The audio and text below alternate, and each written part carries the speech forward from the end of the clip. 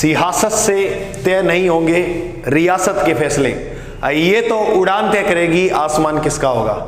जय हिंद सभी साथियों को प्यार भरा नमस्कार। मैं आपका होस्ट एंड दोस्त अजय कुमार आज आपको पूरी ताकत के साथ मध्यकालीन भारतीय इतिहास पढ़ाने के लिए तैयार हूं। देखिएगा मेरे दोस्त, हम पढ़ रहे थे मध्यकालीन भारतीय इतिहास और मध्यकालीन भारतीय इतिहास के अंदर हमने दिल्ली सल्तनत, अरबों का आक्रमण, तुर्कों का आक्रमण ये पढ़ लिया। यानी सबसे पहले अरबों का आक्रमण, उसके बाद तुर्कों का आक्रमण, फिर दिल्ली सल्तनत। मेरी एक बात ध्यान से सुनिएगा, हम पढ़ रहे हैं मध्यकालीन भारतीय इतिहास। आपको अगर ये ना मिले तो आप करना, ये जैसे जीके भाई अजय सर जब चैनल खोलो, ये चैनल जब खोलो यूट्यूब के ऊपर, और ये अपना टेलीग्राम चैनल है भाई साहब, ये खोलो तो प्ले लिस्ट के अंदर जाना। प्ले लिस्ट में मैंने अलग से बनाया हुआ मध्यकालीन भारतीय इतिहास, उसके अंदर आपको मिल जाएंगे सारी क्लासेस क्रम से। मेरे साथियों, आपको एक बात बताऊं, मैं आपको दिल से सल्यूट करता हूं और आपकी दिल से इज्जत करता हूं। बस सिर्फ मेरा एक काम कर दीजिए आप, गुरुजी क्या, आप अभी इसी वक्त बस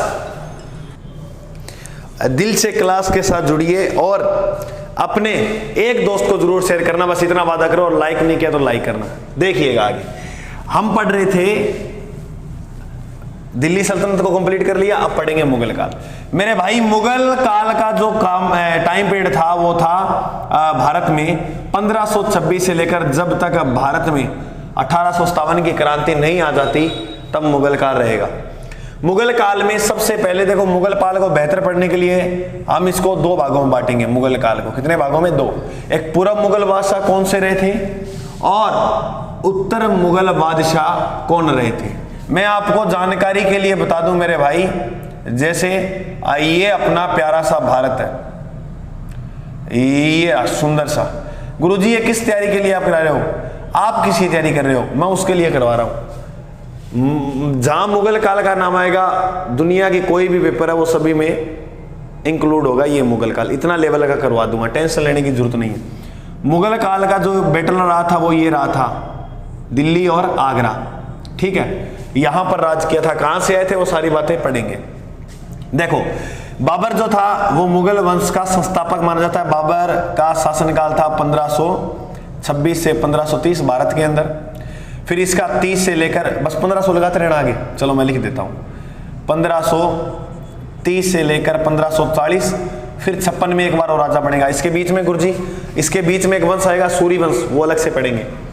अकबर का जो शासनकाल था वो 1556 में शुरू होता है और 1605 में अकबर की मृत्यु हो जाती है। जहांगीर का जो शासनकाल था वो 1605 में शुरू हुआ और 1627 तक दिल्ली गद्दी पर बैठता है। और शाहजहां जो था, देखो ये 2 लिखा हुआ तो 2 से 28 याद रखना, तो 1628 से ये शुरू हुआ और इसके बाद 1658 तक चलेगा किसका काल? शाहजहां का। 1658 पे औरंगजेब आ जाता है और 1707 तक दिल्ली गद्दी पर बैठता है।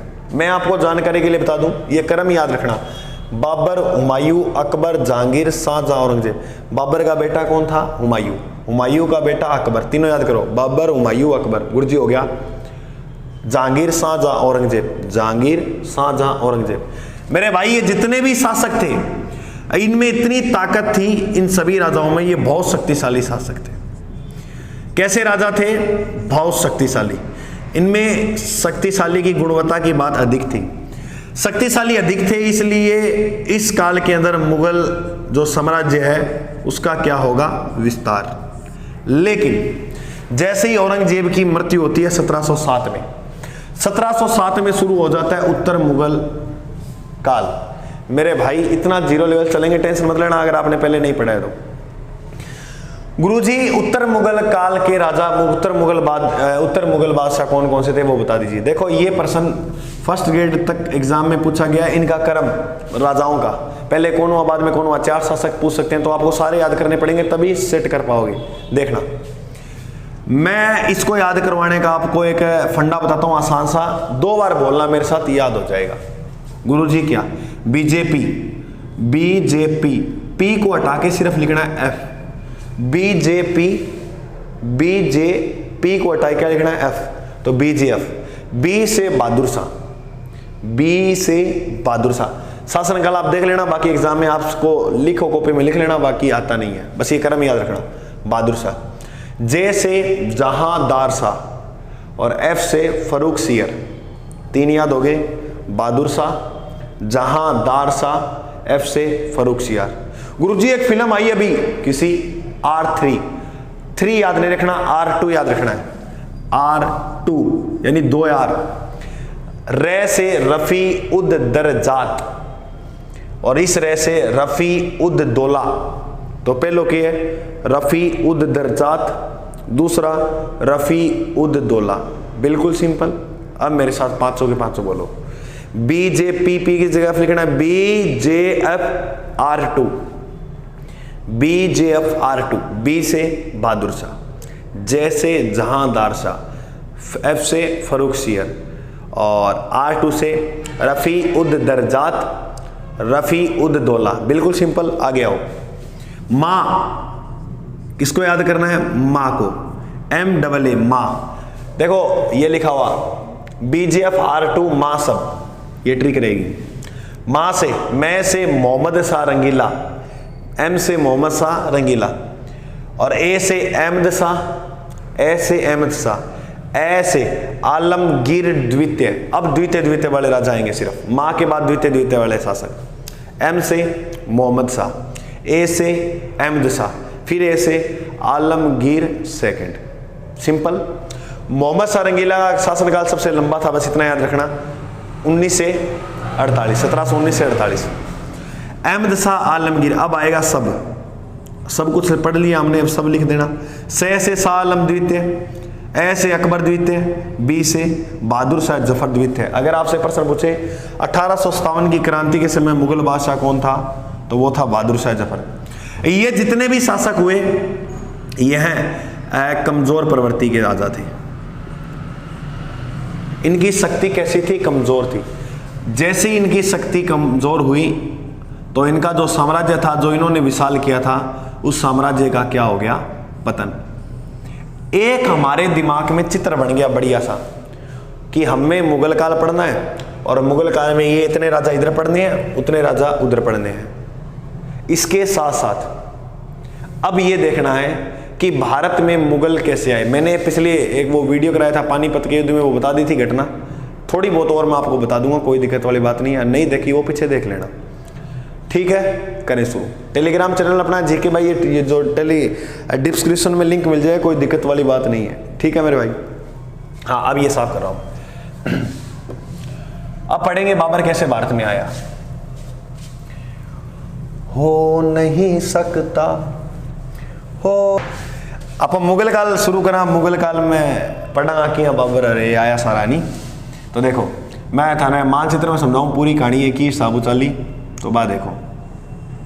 वो अपनो प्यारो सो सुंदर सो भारत है। गुरु जी बागड़ी समझ में को नहीं आवे, हिंदी पढ़ा करो, ठीक है। तो ये भारत है,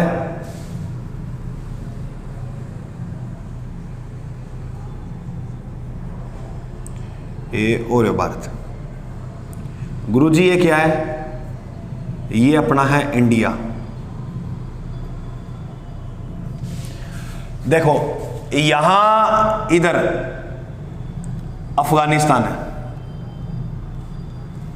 इसके ऊपर है तुर्कमेनिस्तान, कजाकिस्तान, इधर है उज्बेकिस्तान, ठीक है।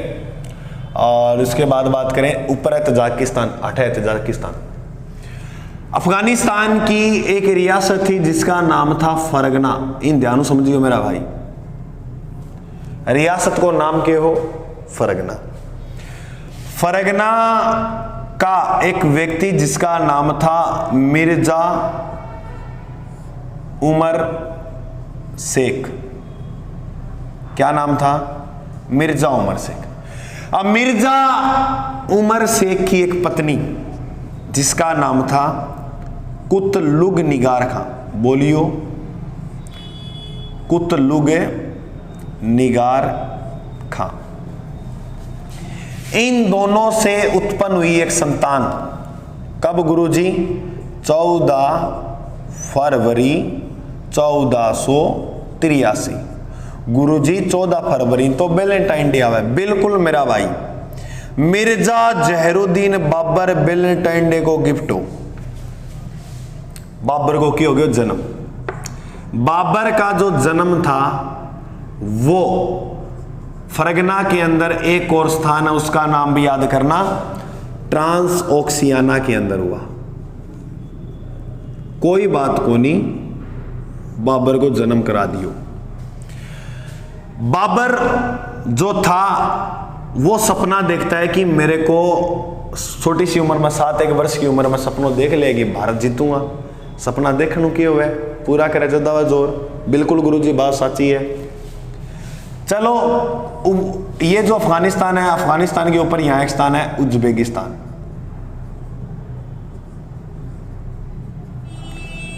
उज्बेकिस्तान का एक सरदार, शासक नहीं था, सरदार था, जिसका नाम था सेवानी खां।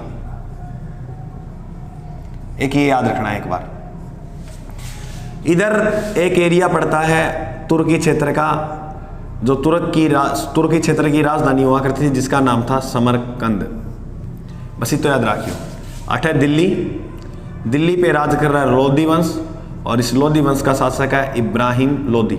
और थोड़ा सा मैं भारत की थाना दिखा दूं भूमिका की टाइप हुई। इब्राहिम लोधी दिल्ली गद्दी पर बैठे हुए। ओके गुरुजी, बाबर का जन्म हो गया।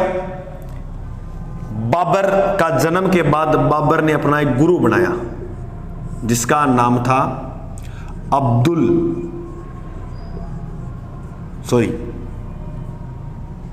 उबैदुल्ला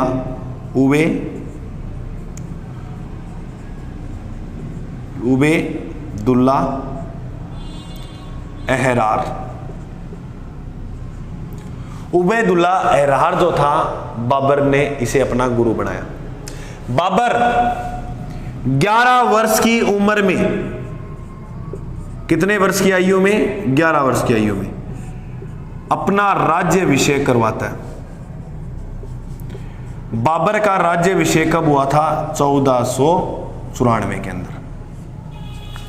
बाबर था ना बेरो लाग गयो, राजो बन गयो। बाबर जैसे ही राजा बना, बाबर के सामने चुनौतियां उठने लगी। सबसे बड़ी चुनौती थी समरकंद, क्योंकि तुर्कों का, क्योंकि मैं आपको एक बात बता दूं, कुतुलुग निगार खां जो थी वो मंगोलों की बेटी थी। तो मंगोलों के 14वें वंश की बेटी ये थी, और ये तैमूर के 5वें वंश का, ये 5वां वंश चला था, यह तैमूर का वंशज थे। तो अगर आपको एक बात बताओ तो मुगल काल जो वो तैमूर और मंगोलों का मिश्रण था। देखिएगा 11 वर्ष की उम्र में राज तिलक हो गया बाबर को।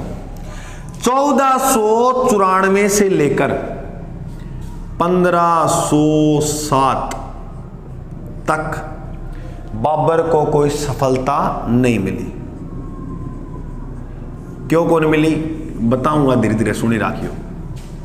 सफलता कौन मिली? एक सागा सागा 3 ब्याह और हो गया कि ना बाबर हो रहे हो, 1 2 3 13 साल के अंदर इन्हें सफलता कौन ही अधिक मिली? 3 ब्याह कर लिया। पहली पत्नी का नाम था महाम अंगा।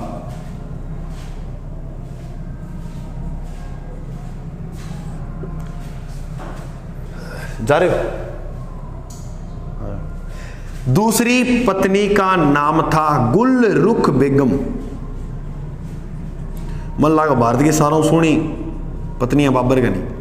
और तीसरी दिलदार बेगम। इन तो कौन बोलो कदे। महाम अंगा, इसे माई बेगम के नाम से भी जाना जाता है। महाम अंगा गए संतान हुआ, भी को नाम हो आगे चाल गए हुमायूं। हुमायूं किसका बेटा था? मामंगा का। आ गानों गाती मिस्री को बाग लगा दे रसिया, नीम की निमोनी माने खारी लागे। सारों छोटी, तो बाबर बताओ सारों प्रेम ज्यादा क्यों करे, वो छोटी हूं। तो इसके लिए एक बाग बनवाया जिसका नाम है आराम बाग। आराम बाग को नूर अफगान भी कहते हैं। यह कहां पर है? आगरा के अंदर। याद ये रखना कि यह भारत का पहला बाग है जो ज्यामितीय पद्धति के ऊपर आधारित है। ज्यामितीय पद्धति पर आधारित भारत का पहला बाग कौन सा था? आराम बाग। किसने बनवाया था? बाबर ने। किसकी याद में? दिलदार बेगम। इतनी बात समझ में आ गई कि अब देखो बाबर छोटे छोटे अभियान करेगा, वो देखो कैसे। ये साथ साथ आप अच्छी तरह से समझते रहना। बाबर के 3 निकाह हुए, तीनों निकाह में एक नाई कोई टब्बर हो। ये बात 1507 तक ही रखना है, एक बार आगे मत बढ़ना। इससे पहले मैं 2-3 युद्ध बता देता हूँ। देखो थोड़ी सी सफलता मिली थी बाबर को। यहाँ का फरगना का राजा बाबर राजा बनने के 2 वर्ष बाद आक्रमण कर देता है किधर? समरकंद के ऊपर। कब गुरुजी? समरकंद पे पहला जो आक्रमण किया था वो किया था बाबर ने 1496 में। समरकंद जो था उसको बाबर ने जीता नहीं, पहले आक्रमण में नहीं जीता। उसके बाद 1 साल बाद पुनः आक्रमण किया, कब? 1497 में। फिर बताया जाता है कि बाबर ने समरकंद को जीता, लेकिन कुछ समय तक, ये बात याद रखना, समरकंद को जीता जरूर था लेकिन कुछ समय तक जीता था। उसके बाद बाबर से ये समरकंद हाथों से निकल जाता है। इसके बाद 97 के बाद याद रखना 1502 गुरुजी यहां क्या हुआ? एक युद्ध हुआ, सराय पुल का युद्ध। कौन सा युद्ध मेरे भाई? सराय पुल का युद्ध। क्यों होयो? बाबर समरकंद को हथियाता बाबर थोड़ो सो जानो तो इनो अडो रास तो भूल गए, ऊपर न टप जाए। और ऊपर बैठा था कौन? सेवानी खां। कहा जा तने डिकू। जैसे ही बाबर ऊपर गया, साला पकड़ लियो। बाबर कह रहा छोड़, कट्ठा भागे और खींच के बाबर गए फेड़ दर दी। तो याद रखियो, सराय पुल के युद्ध में सेवानी खां की क्या होती है? जीत। तो बताओ गुरुजी हार किसकी हुई? तो हार बाबर की होगी, श्योर है, क्योंकि दो ही तो युद्ध में खड़े, एक हारेगा एक जीतेगा। हार तो हुई बाबर की एक बहन जिसका नाम था गुलबदन बेगम। सेवानी खां ने क्या किया? गुलबदन को भगाकर ले गया और इसे क्या कर लिया? निकाह ल्यो। प्रांत तो गया बाई और गई। ये गुलबदन बेगम वो है जिसने लिखा था हुमायूं नामा। हुमायूं नामा की रचना कौन करती है? गुलबदन बेगम। सेवानी खां की जीत हो गई और सेवानी खां ने गुलबदन बेगम से निकाह कर लिया। कुछ समय बाद उज्बेकिस्तान का जो राजा था, दोस्तों दिख रहा है क्या आपको? ये देख लेना थोड़ा, 1 मिनट में दिखा देता हूं। ये देखो, ठीक है, 1 मिनट। ओके, ये जो उज्बेकिस्तान का राजा था उसके साथ आन बान हो गई सेवानी खां की। सेवानी खां भाग के आयो, साड़ा कहां गया साड़ा? ये रहा, जान बचा। का अब क्यों आए मेकन? का देख बाबर तू की के तेरो जीजो तो मैं ही लागूंगा। आ बात के दी। बाबर बोले चलो कोई बात नहीं। बाबर ने सेवानी खां से सीखा था तोप चलाना और एक तुलगमा पद्धति है, वो आगे बताऊंगा क्या होती है। ये किससे सीखी थी? उज्बेकों से। तोप चलाना वैसे ईरानियों से सीखा था, लेकिन सेवानी खां ने ईरानियों से सीखी थी और ईरानी जो थे वो उज्बेकिस्तान ले आए थे इसको। तो याद रखना, सेवानी खां ने सिखाई थी इसको। अब देखो भाई, बाबर ने, अब ये मिल गया बाबर के साथ, तो बाबर ने 1504 के अंदर काबुल को जीत लिया। काबुल अफगानिस्तान की राजधानी है। बाबर ने भाई साहब काबुल को जीत लिया 1504 के अंदर। अब देखिएगा, 96 में समरकंद को नहीं जीता, 97 में समरकंद को जीता, लेकिन कुछ समय तक 1502 में सरायपुर के युद्ध में हारा। अब जैसे ये आया काबुल जीत लिया। बाबर का फिर भी इतनी ज्यादा सफलता मिले लारी है कौन ही, तो क्या किया जाए? अब देखो क्या करेगा बाबर।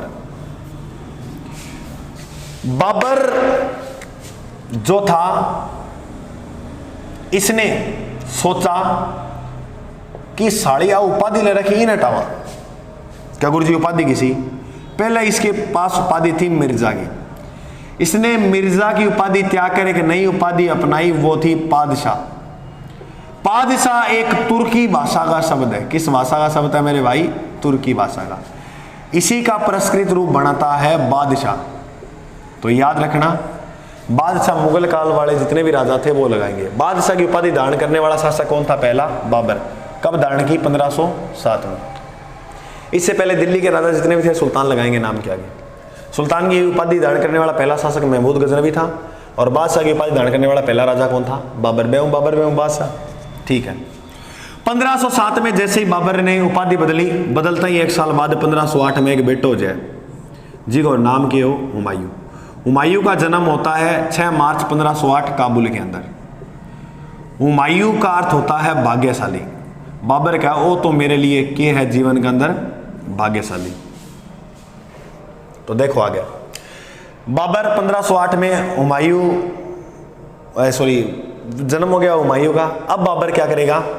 सारी चीजों को भूलकर जो बचपन में 7 साल की उम्र में सपना देखा था भारत को जीतने का, अब बाबर ने बात याद आवा, अरे बात तो भूल ही गई हूं मैं कि मेरे को भारत के मतलब भारत नाम की वो चीज है, सोने की चिड़िया, उसको भी जीतना।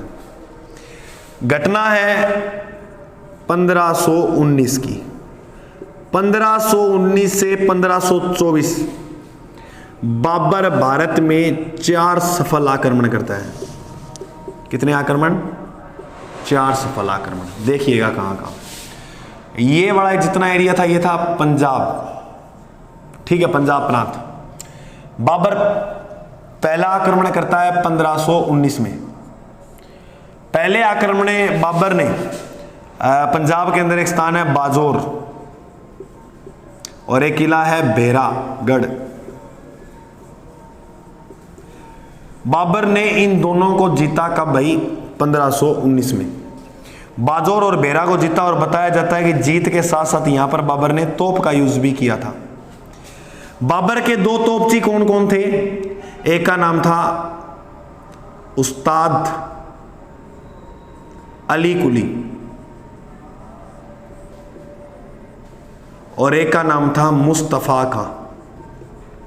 वैसे अध्यक्ष यही था, उस्ताद अली कुली, और दूसरा था मुस्तफा खां। बाजौर भेरा को जीतने के बाद बाबर ने जो चौथा 1524 के अंदर अभियान चलाया, वो चलाया लाहौर पर। ये भारत के अंडर में थे उस समय। बाबर ने लाहौर को जीता और लाहौर के साथ साथ दीपालपुर को भी जीत लिया। दीपालपुर गुरुजी कहां पर है? पंजाब के अंदर। ये भी बाबर ने जीत लिया, ये भी जीत लिया। बाबर का वाह क्यों हुमायूं, मैं तो जीतू ला रहे हूं। तो देखो 1507 में मिर्जा की उपाधि आ गई, बादशाह की उपाधि। 1508 में हुमायूं का जन्म। 19 से 24 भारत में 4 सफल आक्रमण करता है, जिसमें बाबर बाजौर भेरा को जीतता है, फिर उसके बाद लाहौर और दीपालपुर को जीतता है। अब देखो भाई साहब, बाबर के बारे मैं अभी युद्ध नहीं करवाऊंगा बाबर वाले, पहले एक जीवन परिचय बता दूं बाबर का, उसके बाद बताऊंगा युद्ध वाली बात। जितना लिखा 4 आक्रमण के बाद, उसके बाद बाबर को भारत में आमंत्रित कौन करता है, वो सारी बातें बाद में। पहले बाबर ने एक प्रथा शुरू की। किसने की? बाबर ने, जिसका नाम था वजहदारी प्रथा। यह क्या था? मुगल सैनिकों को नगद वेतन देना। यह प्रथा शुरू किसने की थी? बाबर ने। इसी बाबर ने फारसी पद शैली का जन्मदाता है, बाबर को माना जाता है। फारसी पद शैली का नाम था मुवाइयान।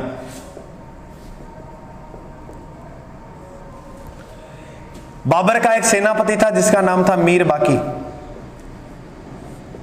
क्या नाम था? मीर बाकी। मीर बाकी ने क्या किया? अयोध्या के राम मंदिर को तोड़वाकर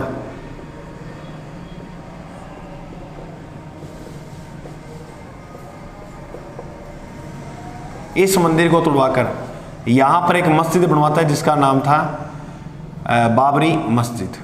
बाबर के नाम से इसने मस्जिद बनवाई। कौन सी? वो बाबरी मस्जिद वाला विवाद सुनते हैं वो इसी के समय था। अयोध्या सरयू नदी के किनारे उत्तर प्रदेश के अंदर पड़ता है, तो उत्तर प्रदेश के अंदर ही क्या है? बाबरी मस्जिद। कब बनवाई गुरुजी? 1528 के अंदर। बाबर की सेना में 1519 में एक व्यक्ति शामिल होता है जिसका नाम था फरीद, और ये आगे चलकर शेर शाह सूरी बनेगा। बाबर आपका बेटा हुमायूं ने कहता हो कि बेटा इसको देख और इससे सीख, क्योंकि ये आगे जाता जाता बहुत बड़ा शासक बन जाएगा, आपको पढ़ेंगे अपने। तो हुमायूं को मिसाल दिया करता था फरीद की वो बाबा मनी की जी हाँ कोई बेटा समझावा ना तो बाबा ना वो नाम ना लेकर मेरा गए समझदार व्यक्ति को वो कहते कि हुमायूं कहता बाबा नाम ना ले को मेरा गए। इसने कहा गुस्ताखी माफ करना साहब, मैं आपको रियल बताऊं तेरा बेटा का मार दूं जाप खींच के प्राण त्याग दे तेरो बेटो हुमायूं। क्या सिखाएगा तो इसको, कुछ नहीं है इसके अंदर। अब हुमायूं पढ़ाऊंगा आगे, देखिए हुमायूं के हो। चलो तो देखो 1519 में फरीद शामिल हुआ बाबर की सेना में। बाबर की आत्मकथा जिसका नाम क्या है, बाबर नामा। बाबर नामा गुरुजी एक नाम से और जानते हैं, तुजुक ए तुमुरी, तुजुक ए तेमुरी। ठीक है, किस भाषा में है गुरुजी? यह तुर्की भाषा में ही होगी। चौथी बार, 4 बार फारसी अनुवाद हुआ है, चौथी बार फारसी अनुवाद किसने किया था? वो किया था अब्दुल रहीम खान खाना। अंग्रेजी भाषा में अनुवाद किसने किया था? A.S. बेबी रोज। गुरुजी वो छोरो है छोरी है, श्रीमती लगा लेना आगे, श्रीमती A.S. बेबी रोज ने इसका क्या किया था? अंग्रेजी भाषा में अनुवाद। किसका? बाबरनामा का। बाबरनामा में बाबर यहां लिखा है कि मैं जब भारत में आक्रमण करना है बी टाइम 7 राज्य भारत के अंदर सुरक्षित था जी हूं, 5 मुस्लिम राज्य, 2 हिंदू राज्य। गुरुजी 2 हिंदू किसा किसा? एक तो हो मेवाड़ और दूसरा था विजयनगर।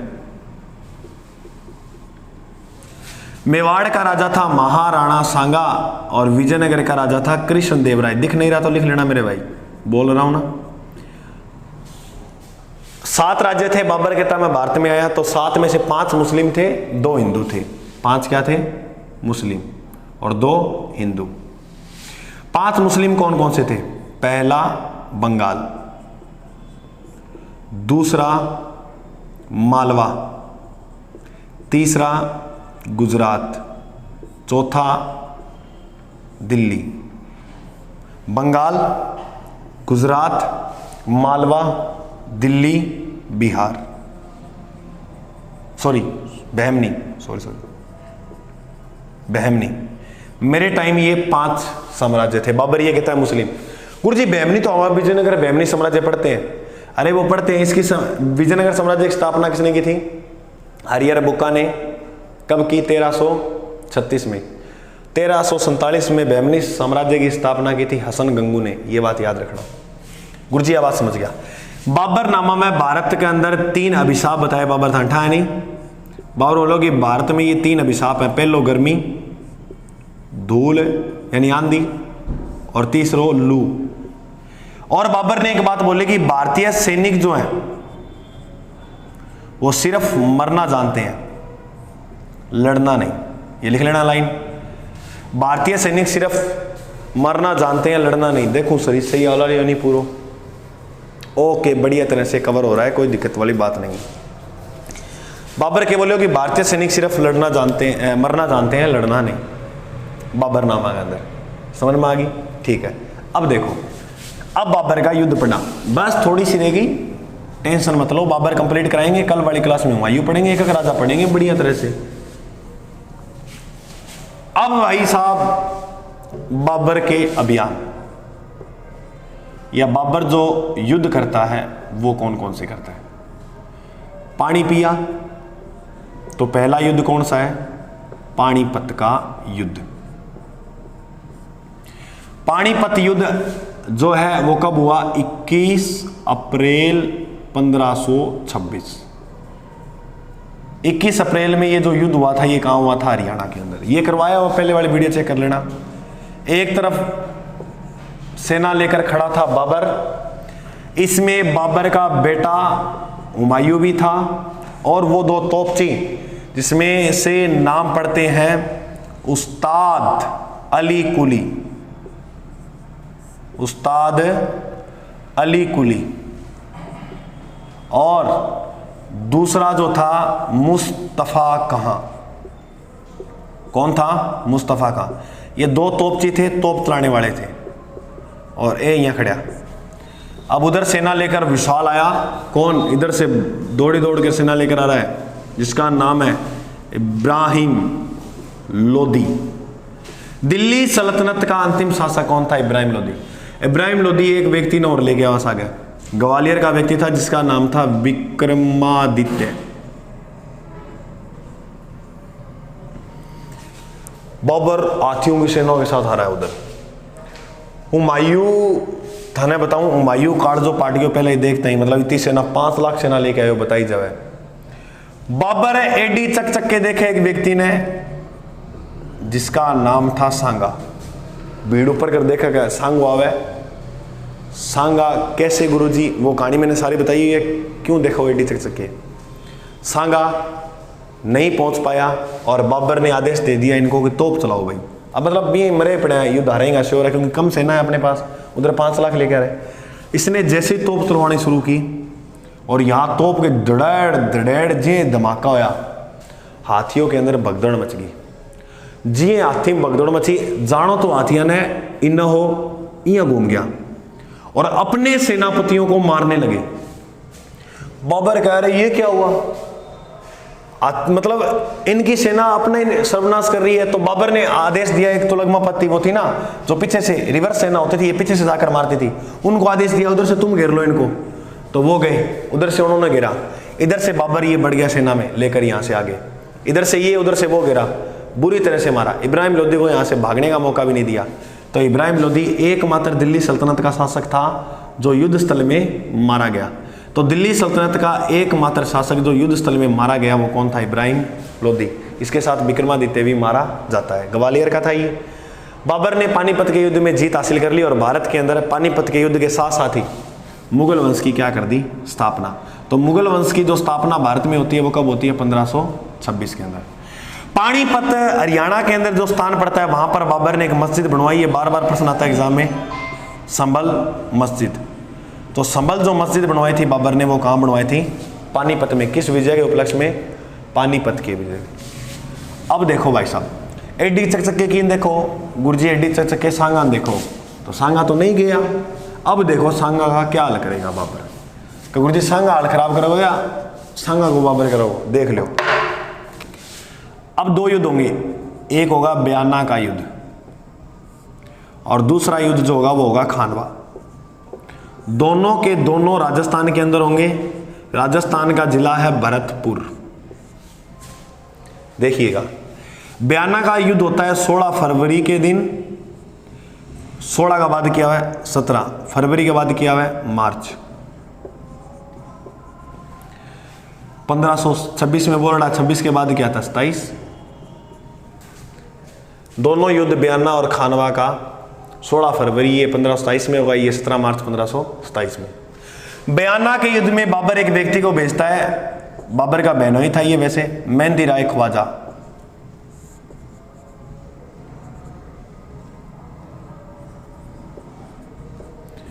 मेहंदी राय ख्वाजा की यहां पर हार हो जाती है। ये जो युद्ध है वो कौन जीत जाता है? महाराणा सांगा। सांगा एक अपने आप में हिंदू प्रबल शासक बताया था, बहुत जान और ताकत थी। वो सुना है कि द्वंद्व कहां तक पाला जाए, युद्ध कहां तक टाला जाए, तू भी राणा का वंशज फेंक जहां तक पाला जाए। राणा सांगा पढ़ते हैं ना, तो सांगा अपने आप में एक बहुत शक्तिशाली शासक हुआ था। सांगा ने ये युद्ध जीता और इन्हें टिका के बांगे इनको मेहंदी ख्वाजा को यहां टिका के मारा। अब मेहंदी ख्वाजा यहां से जान बचा के भागा। गुरुजी भाग के कठा गयो आगरा के अंदर, और आगरा में एक स्थान पड़ता है फतेहपुर सीकरी। फतेहपुर सीकरी में बाबर आपकी सेना को नेतृत्व कराओ। क्या नेतृत्व कर रहा था कि आपा सांगा सांगा युद्ध करने जानो है, क्योंकि यहां तो इसको नियुक्त किया था बयाना दुर्ग पे, मेहंदी राय ख्वाजा को बिठाया था, सांगा तो आक्रमण कर दियो। अब देखो खानवा के युद्ध में एक तरफ सेना लेकर कौन खड़ा है? महाराणा सांगा। बस 2-3 व्यक्ति याद रखना, बाकी राजस्थान में इसको डीप पढ़ते हैं। एक व्यक्ति था जिसका एकमात्र मुस्लिम था, जिसका नाम था महमूद लोदी। सांगा महमूद लोदी, और काठियावाद का था जाला अज्जा। काठियावाद स्थान जो गुजरात के अंदर पड़ता है। उधर सेना में आया हुआ था बाबर। बाबर आपका बेटा ने क्यों लेके आओ, वो लेके आओ वो सागा हुमायूं, और मेहंदी राय ख्वाजा भी था।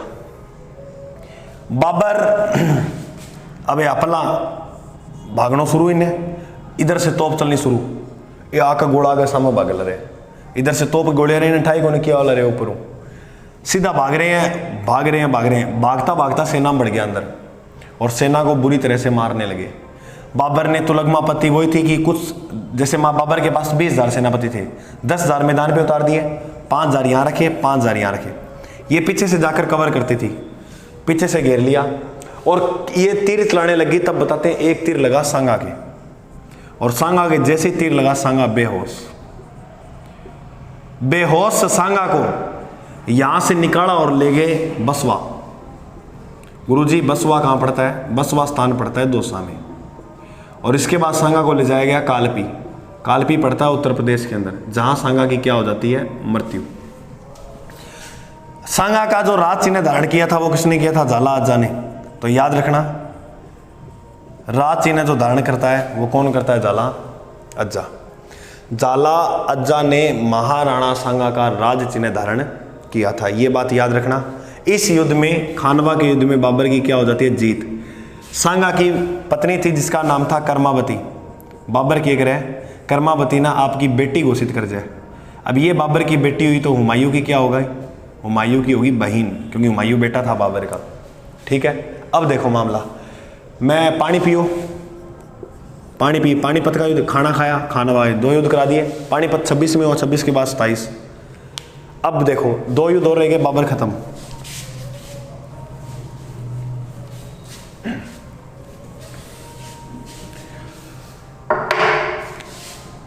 पानी पिया, खाना खाया, चाय पी।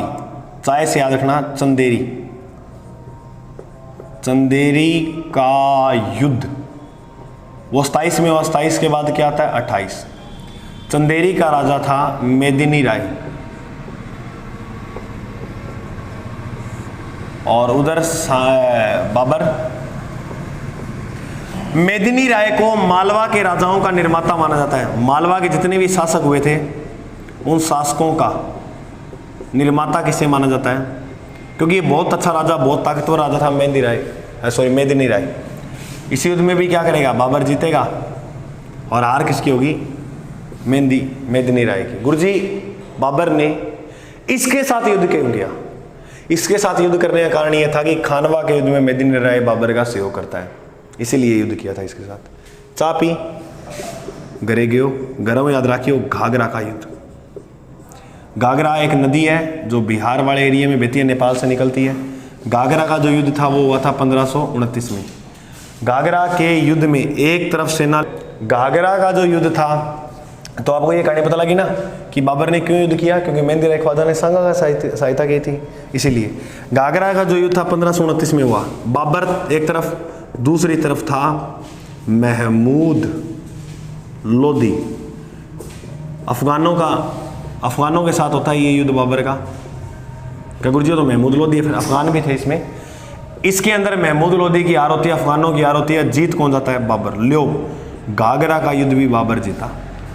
अब देखो बाबर की कहानी, चंदेरी का युद्ध भी जीत लिया, घाघरा का युद्ध अफगानों से जीता। बाबर राजा का बढ़ता है भारत के अंदर आकर 1526। 1526 के बाद क्या आता है? 27। 27 के बाद 28 आता है, 28 के बाद 29 आता है, 29 के बाद 30 आता है। 26 में भारत पे अधिकार करता है, और भारत पे अधिकार करते हैं पानी पिया, पानीपत का युद्ध। खाना खाया, खानवा का युद्ध। चा पी, चंदेरी का युद्ध। गरे गयो, घाघरा का युद्ध। घटना है 26 दिसंबर 1530। आगरा का नाम सुना है ना? बिल्कुल गुरुजी, आगरा का नाम सुना है। आगरा में बाबर की क्या हो जाती है? मृत्यु। आगरा में जैसे ही बाबर की मौत हुई तो आगरा के अंदर ही बाबर को दफनाया गया पहले। क्यों गुरुजी? क्योंकि यहाँ के लोग मानने लगे लास्ट स्मेल मारने लग जाएगी, एक बार दफनाओ इसको।